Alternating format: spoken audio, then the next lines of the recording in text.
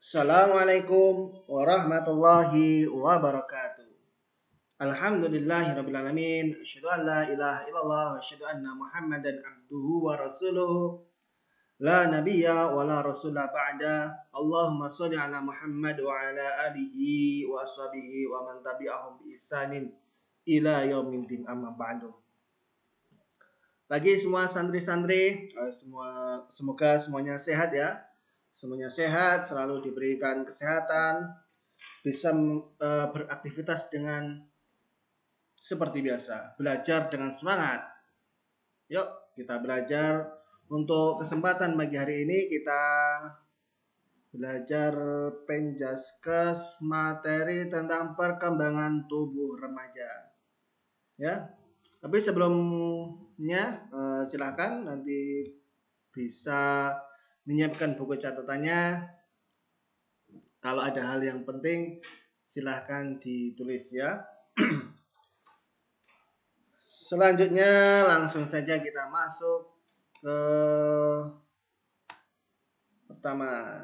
Ini ya, target kita sebelum kita langsung masuk materi, kita ada namanya target pengetahuan. Kalau di dalam para guru-guru itu menyebutnya KD, kompetensi dasar. Yang ketiga yaitu pengetahuan. KD 3 ini targetnya yaitu memahami perkembangan tubuh remaja yang meliputi perubahan fisik baik sekunder dan juga mental. Yang ini 3.9 ini juga masih dibagi ya, masih dibagi. Dibagi apa aja? Yang pertama yaitu mengidentifikasi ya. Bagian dari memahami yaitu mengidentifikasi perkembangan tubuh remaja yang meliputi perubahan fisik sekunder dan juga mental. Yang kedua yaitu menjelaskan perkembangan tubuh remaja yang meliputi perubahan fisik sekunder dan juga mental. Menjelaskan ya, ini ya, menjelaskan tadi, mengidentifikasi,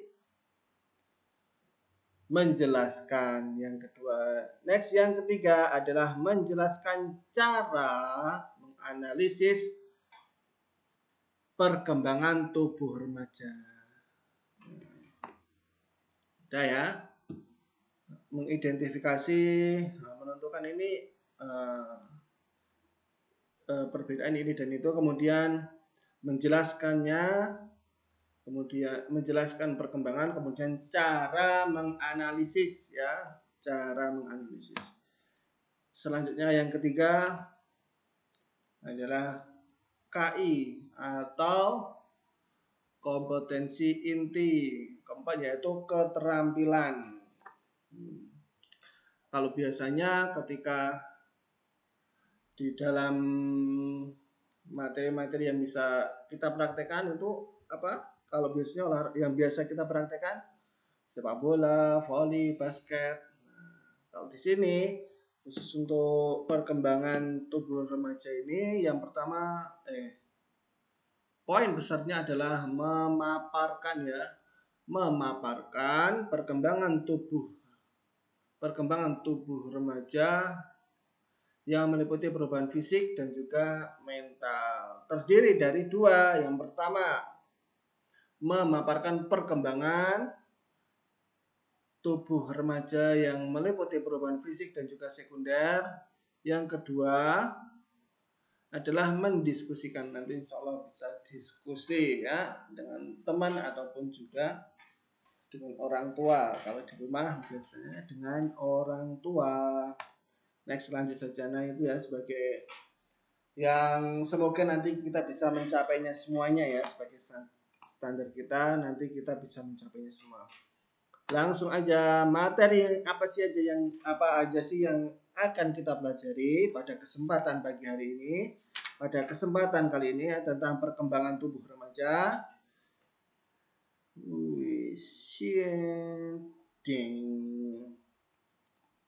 Yang pertama, perkembangan jasmani.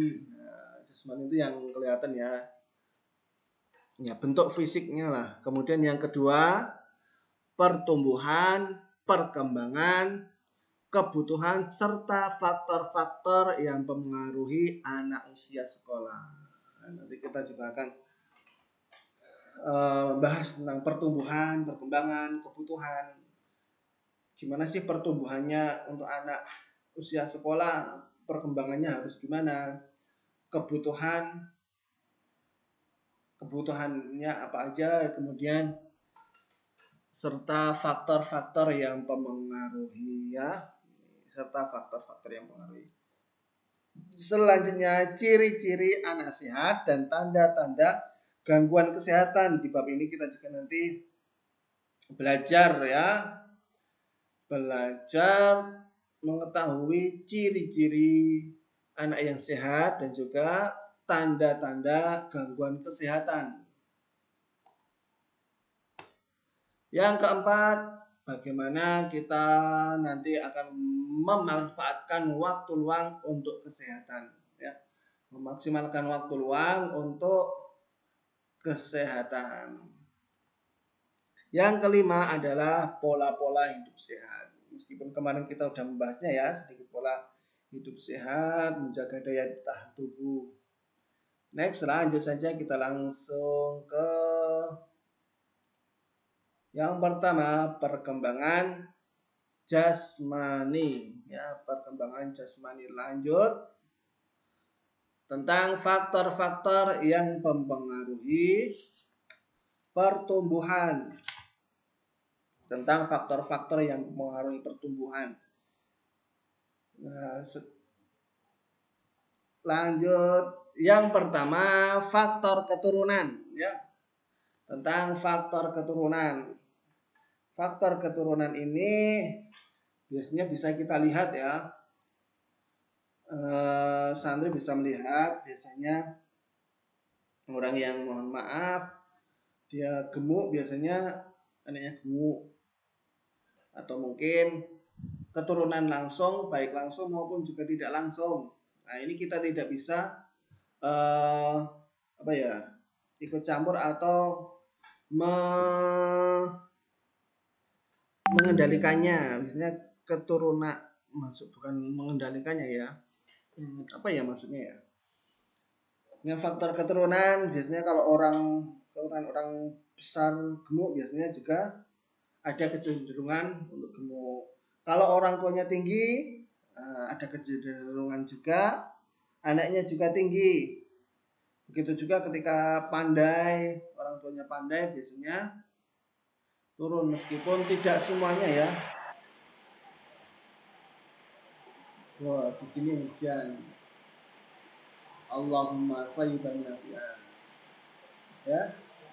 Meskipun tidak semuanya ya. Kalau orang tuanya tinggi, anaknya ikut tinggi.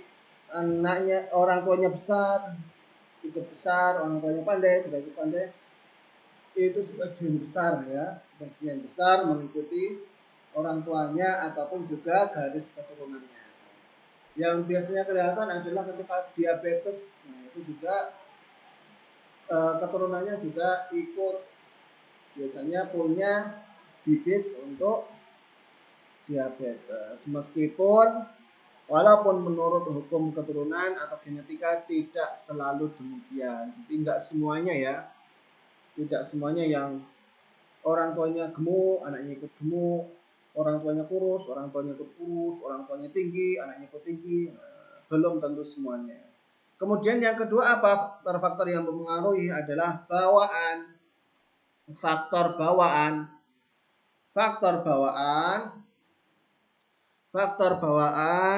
artinya adalah perkembangan seseorang sudah ditentukan oleh keadaannya selama berada di dalam kandungan. Di dalam Al-Quran disebutkan ketika usia 4 bulan roh ditiupkan. Berarti di situ rezeki, jodoh, kematian, dan satunya lagi rezeki, jodoh, kematian, satunya lagi apa ya?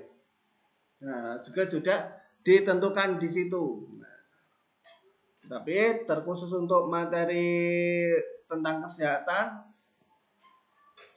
di sini disebutkan bahwa anak-anak yang lahir dengan kelainan bagian tubuh seperti busung kepala atau hidrosepalus, bibir sumbing, langit-langit yang terbelah, perkembangan jaringan otak yang tidak sempurna dan lain sebagainya. Biasanya yang cacat jasmani biasanya itu yang disebut dengan bawaan ya. Jadi untuk dua faktor ini tidak banyak yang untuk bisa diketahui untuk memperbaiki atau memperbaiki kesehatan untuk anak-anak. Itu faktor keturunan dan faktor bawaan. Dan untuk yang ketiga ini adalah faktor luar. Faktor luar ini bisa dikendalikan. Untuk faktor luar ini bisa dikendalikan, ya.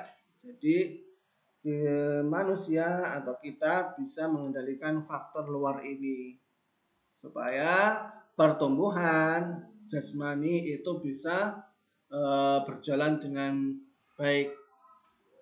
Karena kalau dulu ya, orang tua itu targetnya sehat, kuat, diangkat berat. Gemuk ya kalau dulu orang-orang targetnya seperti itu.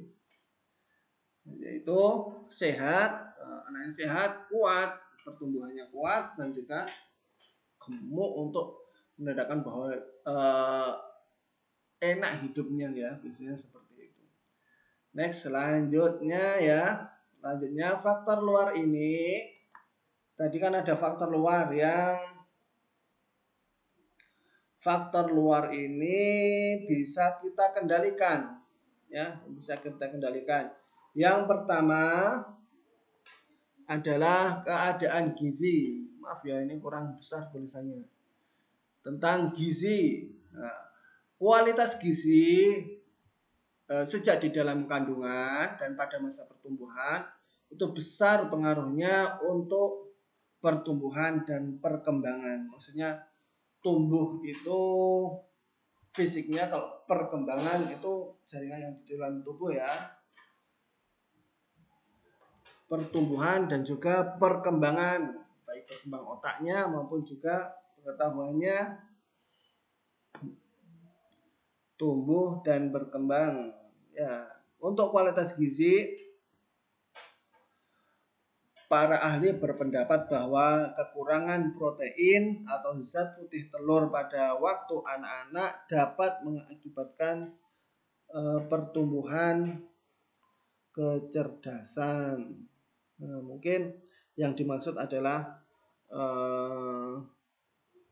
pertumbuhan terganggu ya.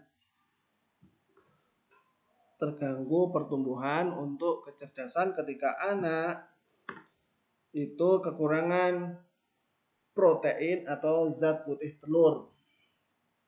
Nah, itu faktor luar yang bisa dikendalikan untuk menjaga pertumbuhan dan perkembangan anak-anak. Yang pertama adalah faktor gizi atau keadaan gizi ya. Jadi orang tuanya ketika mengandung memperhatikan makanan-makanan ya. Makanan yang masuk ke dalam perut itu gizinya sayur, buah, dan vitamin. Biasanya kalau ibu hamil itu juga minum multivitamin atau susu ibu hamil, ataupun juga ada penambah darah itu juga biasanya ya. Next, selanjutnya yang kedua tentang gangguan kesehatan. Nah, ini ya, gangguan kesehatan itu berpengaruh juga terhadap pertumbuhan dan juga perkembangan anak-anak. Pertumbuhan dan perkembangan usia anak-anak. Anak yang sering sakit otomatis akan terganggu kesehatannya ya. Terganggu pertumbuhannya, terganggu perkembangannya. biasanya seperti itu. Yang sering sakit, jadi pertumbuhannya terganggu, perkembangannya terganggu. Kalau secara emosional juga mungkin apa ya, bisa biasanya jauh jadi minder, apalagi kalau sakitnya itu terus menerus atau penyakit yang menahun. Nah, kalau dulu itu ada yang namanya borok, kemudian apa ya, apa itu kalau budik.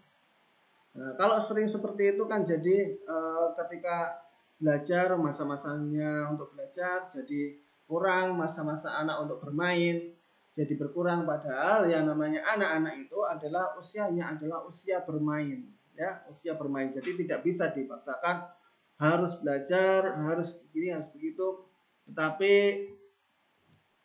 dengan main itu sendiri juga, bermain itu juga meningkatkan ya gerak anak itu, jadi sering bergerak jadi lincah ya. Beda dengan anak-anak yang mamanya sering sakit, kemudian jarang bergerak, jarang lari-lari, jarang bersosialisasi. Nah, itu juga akan mengakibatkan gangguan yang menyebabkan terkendalanya pertumbuhan dan perkembangan anak. Apalagi sekarang juga memang sih dia tidak sakit, dia tidak punya sakit yang menaun, tetapi gadgetnya itu berapa hari dia pegang gadget atau HP atau laptop, jadi dia hanya terpaku melihat, atau mungkin orang tua yang kurang pas mungkin ketika pergi, yang penting anaknya diam, kemudian udah dikasih lihat HP biar anaknya diam, dikasih lihat TV biar anaknya diam. Nah, itu kurang bagus juga untuk pendidikan, untuk pertumbuhan dan perkembangan anak. Kenapa? Dengan anak lari-lari itu kan dia sehat, keringatnya keluar, kemudian dia juga lincah. Beda dengan anak-anak yang istilahnya cuman ngedep HP, lihat laptop, lihat TV ketika ditinggal, dan itu sering, apalagi terus menerus. Nah, itu yang kurang bagus untuk pertumbuhan dan perkembangan anak. Selanjutnya yang mempengaruhi pertumbuhan dan perkembangan anak yaitu yang ketiga adalah rangsangan. Nah, latihan jasmani dan olahraga menjadikan lebih kuat dan juga lebih sehat. Ya, seperti tadi, kalau anak-anak cuman terlalu fokus pada HP, mainan HP terus, dihabiskan waktunya untuk bermain HP, kemudian nonton TV terus. Nah, itu biasanya daya tahan tubuhnya itu menjadi lemah. Kenapa? Ketika bergerak itu kan otot bekerja, tulang-tulang juga. Kalau tidak ada rangsangan, tidak ada latihan-latihan, umpamanya kalau anak kecil kan biasanya lari-lari, meskipun juga tetap harus ada batasannya ya, lari-lari, kemudian belajar. Apalagi kalau anak-anak kita lihat kan biasanya kalau punya mainan baru dihancurkan. Nah, itu merupakan bagian dari rangsangan. Kemudian apalagi kalau sekarang main layangan ya. Nah, sekarang main layangan, biasanya pada main layangan itu kan merupakan ketika, apalagi kalau ada yang putus ya, layang-layang yang putus biasanya langsung dikejar. Tapi tetap ya, tetap hati-hati meskipun kalian bermain layang-layang, seperti pesan saya yang kemarin, tetap berhati-hati ya. Pilih tempat yang luas, kemudian yang lapang, tidak dekat dengan jalan raya, tidak dekat dengan tiang listrik karena berbahaya. Kemudian rangsangan yang lainnya juga butuh rangsangan kasih sayang dan juga perhatian, ya. Butuh rangsangan kasih sayang dan juga perhatian, karena anak itu tidak hanya cukup untuk tumbuh, ya, cukup untuk tumbuh. Tumbuh itu secara fisik saja, tetapi juga secara jiwanya juga butuh untuk pertumbuhan dan juga perkembangannya. Diajari juga untuk belajar saling memberi, saling membantu, saling menolong, senyum kepada temannya, kepada orang tua. Nah, itu juga harus diberikan kepada anak-anak.